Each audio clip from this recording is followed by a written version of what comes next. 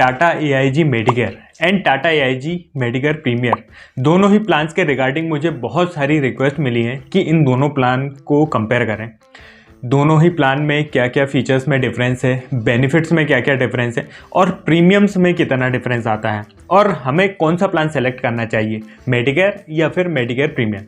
तो इस वीडियो में हम दोनों प्लान को डिकोड करेंगे, कंपेयर करेंगे सारे फीचर्स को और सारे बेनिफिट्स को, और in the end you will be able to take a wise decision whether you should go for Tata AIG Medicare or go for Medicare Premier.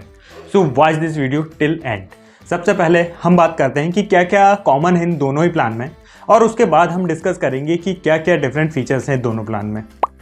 सबसे पहला फीचर है इन पेशेंट ट्रीटमेंट। इन पेशेंट मतलब कि हॉस्पिटलाइजेशन। 24 आवर्स से ऊपर का जो भी हॉस्पिटलाइजेशन रहता है उससे जुड़े सारे मेडिकल एक्सपेंसेस इन दोनों ही प्लान में कवर होते हैं। नेक्स्ट फीचर है डे केयर ट्रीटमेंट का।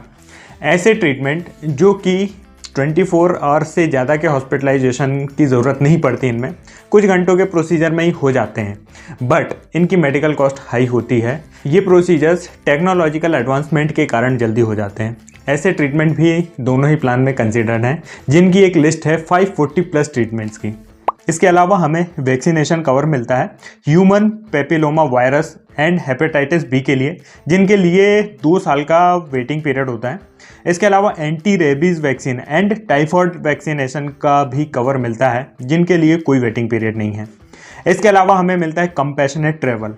यदि कोई पॉलिसी होल्डर किसी दूसरे सिटी में एडमिट है तो उसे अटेंड करने के लिए किसी फैमिली मेंबर के आने जाने की ट्रांसपोर्टेशन के चार्जेस पेबल रहते हैं, जिनमें economy class air ticket and first class railway ticket के चार्जेस पेबल रहेंगे।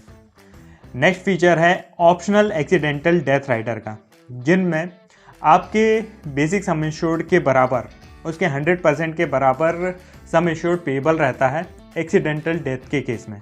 अदर फीचर्स की बात करें तो पहला है प्री हॉस्पिटलाइजेशन। हॉस्पिटलाइज होने के पहले जो भी मेडिकल एक्सपेंस होते हैं वो अप टू 60 डेज दोनों ही प्लान में कवर होंगे। इसके बाद है पोस्ट हॉस्पिटलाइजेशन। हॉस्पिटल से डिस्चार्ज होने के बाद के जो मेडिकल एक्सपेंस होते हैं वो भी दोनों ही प्लान में कवर हैं अप टू 90 डेज़ के लिए। नेक्स्ट फीचर है डोमिसाइल ट्रीटमेंट।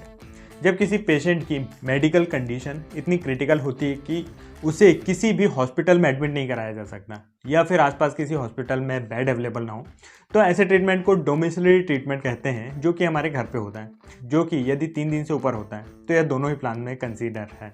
नेक्स्ट फीचर है organ donor cover. Organ transplant के केस में ऑर्गन डोनर के जो भी मेडिकल एक्सपेंसेस होते हैं वो दोनों ही प्लान में कवर हैं। नेक्स्ट फीचर है सेकेंड ओपिनियन का। हॉस्पिटलाइजेशन के समय यदि आप किसी दूसरे हॉस्पिटल से या मेडिकल प्रैक्टिशनर से सेकेंड ओपिनियन चाहते हैं तो वह भी अवेलेबल है दोनों ही प्लान्स में।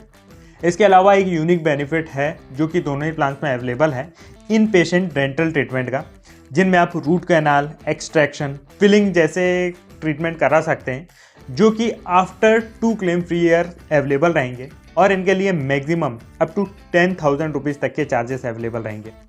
इसके अलावा दोनों ही प्लान में हियरिंग एड भी कवर्ड हैं, जिनके लिए 5 सालों का वेटिंग पीरियड एप्लीकेबल रहेगा। नेक्स्ट बेनिफिट जो दोनों ही प्लान में अवेलेबल है फ्री हेल्थ चेकअप का, जो कि after 2 claim free years available रहेगा, जिसके लिए 1% of sum insured maximum up to 10,000 rupees available रहेंगे। नेक्स्ट कॉमन बेनिफिट है daily cash for accompanying an insured child. यदि किसी 12 साल से कम के चाइल्ड का हॉस्पिटलाइजेशन होता है तो ऐसे केस में गार्डियन को 2,000 रुपीज़ पर डे का पेमेंट करती है इंश्योरेंस कंपनी। नेक्स्ट बेनिफिट है daily cash for choosing shared accommodation. यदि आप सिंगल रूम या फिर सिंगल प्राइवेट AC रूम न लेकर शेयरिंग में हॉस्पिटलाइजेशन लेते हैं, ट्विन शेयरिंग बेड लेते हैं, तो ऐसे में कंपनी आपको 2,000 रुपीज़ पर डे के कैश बेनिफिट देती है। नेक्स्ट बेनिफिट जो दोनों ही प्लान में कॉमन है वह है रीस्टोर बेनिफिट, जिसे हम रीस्टेटमेंट, रीफिल, ऑटोमेटिक रिचार्ज या फिर रीस्टोर के नाम से भी जानते हैं। इस बेनिफिट में यदि किसी हॉस्पिटलाइजेशन के कारण विद इन अ ईयर पूरा सम इंश्योर्ड कंज्यूम हो जाता है तो कंपनी वापस से उतना सम इंश्योर्ड आपकी पॉलिसी में रिफिल कर देती है उसी साल के फर्दर किसी हॉस्पिटलाइजेशन के लिए। यह जो रीस्टोर का बेनिफिट है आपको रिलेटेड और अनरिलेटेड दोनों ही डिसीज़ के लिए अवेलेबल रहेगा। मतलब कि जिस डिसीज़ के लिए आप पहले हॉस्पिटलाइजेशन ले चुके हैं, सेम डिसीज़ के लिए उसी साल फिर से हॉस्पिटलाइजेशन लेते हैं तो रीस्टोर का बेनिफिट आपके लिए अवेलेबल रहेगा। इसमें बस एक कैपिंग है कि सेम इलनेस के लिए आपको 45 डेज़ का एक वेटिंग पीरियड एप्लीकेबल रहेगा। 45 डेज़ के बाद आप सेम इलनेस के लिए भी हॉस्पिटलाइजेशन ले सकते हैं। नेक्स्ट बेनिफिट है बैरिएट्रिक सर्जरी। फैट लॉस से रिलेटेड जो भी सर्जरीज होती हैं उन्हें बैरिएट्रिक सर्जरी कहते हैं। यह भी दोनों ही प्लान में कवर्ड है। क्यूमुलेटिव बोनस की बात करें तो दोनों ही प्लान में हमें 50% का क्यूमुलेटिव बोनस मिलता है, जो कि 50% तक अवेलेबल है और मैक्सिमम अप टू 100% अवेलेबल रहेगा।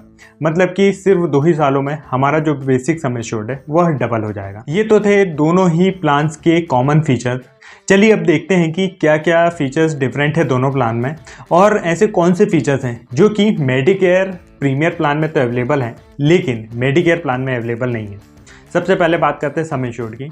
मेडिकेयर प्लान में हमें 3 लाख से लेके 20 लाख तक के सम एश्योर्ड का ऑप्शन मिलता है।